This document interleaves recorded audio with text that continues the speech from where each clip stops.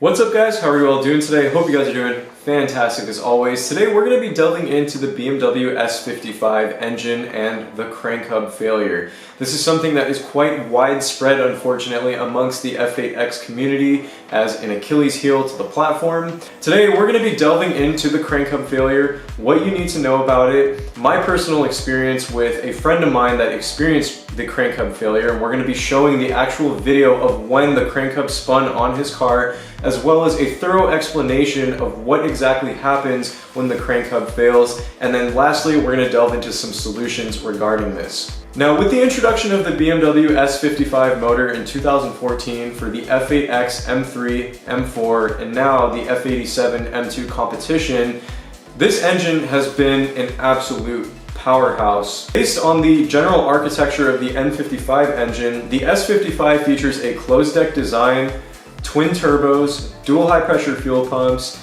liquid cooled heat exchangers, and many other differences and changes to advance the platform of the S55 and produce durable, solid power. And we all know with some basic bolt-ons and hardware and software tuning, the S55 can make immense amounts of power. Many people have already cracked well over 1,000 horsepower to the wheels on this engine, and it is just an absolute beast. I really think the S55 is very underrated. Many people don't understand how much power this engine can really produce. So I was really curious about the crank hub because the F80 M3 and the F82 M4 is a car that I'm really interested possibly purchasing in the future. So I went over to my friend Rob at a shop called Studio RSR located in Southern California. They do some amazing work on all sorts of high performance sports cars, including BMWs, AMGs, Porsches, and many exotic cars. Specifically, they're known for their roll cages and roll bars that they install. They do some awesome work, and I went ahead and talked with him, and he went and kind of broke down the basics of the crank hub failure. So we're gonna switch over to that clip real quick. Let's hear what he had to say. What's up guys, my name is Robert, here at Studio RSR. We're here to do a quick explanation of the known issue of the S55 and the M3 and M4, and now also the M2 competition, where the crank hub, where the timing chain is connected to the rest of the engine through the valves and the valve train and all that, is spun. I have here in my hand an example.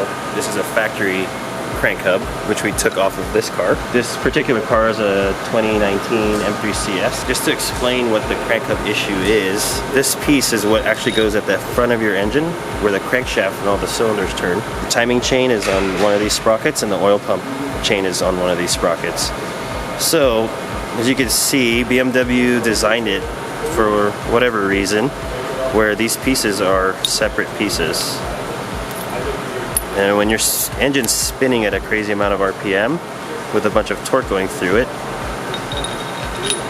these are not supposed to spin. This is basically what controls your timing chain and your valves and your vanos and all of that. When we install it, we do 70 foot-pounds and 270 degrees of rotation for the final install. Even with all that force, at some points this can spin. So when your engine is spinning, this main piece of the crank hub is spinning, and it's supposed to spin the chain, but when this piece spins and comes off, it's supposed to not spin, and that's what causes a spun crank hub. And that can cause damage to your engine, your timing, and basically with an interference engine, it can damage your valves and your pistons and all of that. So as my buddy Rob from Studio RSR stated previously, the S55 crank hub issue stems from the timing chain sprocket. Because of the inherent design of the crankshaft, it is actually known for the timing chain sprocket to spin on the end of the crankshaft, which causes the cams to go out of time, and in many cases what ends up happening is the valves end up hitting the pistons, which can cause some pretty significant engine damage. And many times this will require a complete rebuild of the motor or a full engine replacement, and that can become very, very costly. Overall, what this means is that the S55 motor is not designed to take a heavy boost increase over the stock OEM levels because of that risk of spinning the crank hub. So if your car is tuned, especially if you are running high power on a custom flash with E85 or meth injection, it is highly recommended that you get the crank hub fix installed on your car because your car is really at risk for spinning the crank hub and damaging the engine. It's actually even known to happen on stock power levels, and fortunately, if you're not tuned or anything, a lot of times your car will be under warranty. But nevertheless, it's something that you should be aware of if you own an S55 engine, and to be careful when you do tune the motor because you are pushing high power. Now, it's interesting because it kind of goes on a case-by-case basis. There are many guys that are running really high power amounts who track their cars regularly, drag race them. Some even make it to really high mileage without ever experiencing a crank hub failure, and other cars can have it as early as 10 to 15,000 miles with no tune whatsoever. It's a really sporadic issue to happen, but nevertheless, a good rule of thumb is to know that all cars featuring the S55 engine are susceptible to this design flaw. So what are the solutions and what are the fixes? Without getting into too much technical detail, the best way to fix this issue and allow your S55 motor to handle very high power is by pinning the cam sprocket to the crankshaft.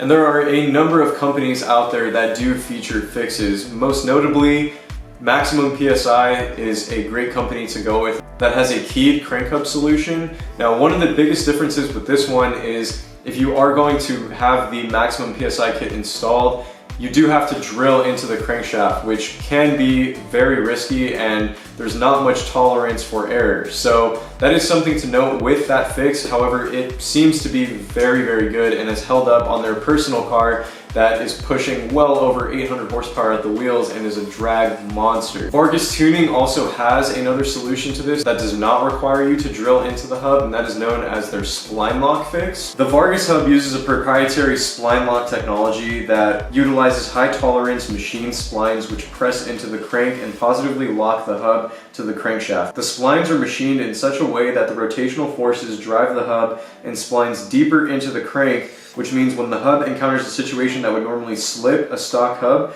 the splined hub is driven into the crank to keep it in place. And this product is actually what the guys over at Studio RSR are actually using for their personal cars. So now that you guys are aware of what the crank hub issue is, as well as the crank hub fix, let me delve into a personal experience that I had with a buddy of mine on his F80 M3. Now, my friend Gabe, who goes by Blues Clues M3 on Instagram, has a 2015 F80 M3 in Yas Marina Blue Metallic. It is a beautiful car, and it was running a custom flash on full E85, making around 600 horsepower at the wheels.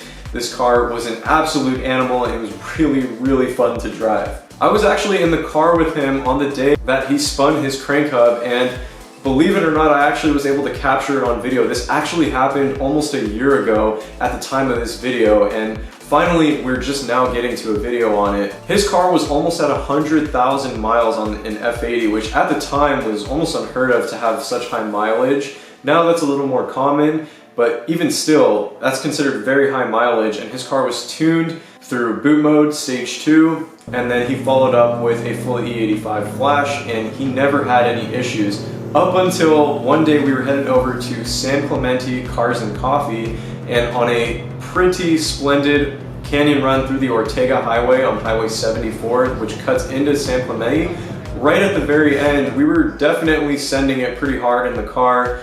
On a quick downshift, we heard what we thought was a backfire from the burble tune that was flashed onto the car, and shortly after that, we were followed up with an iDrive warning on the screen saying that there was a drivetrain malfunction, and I'll go ahead and show the video right now.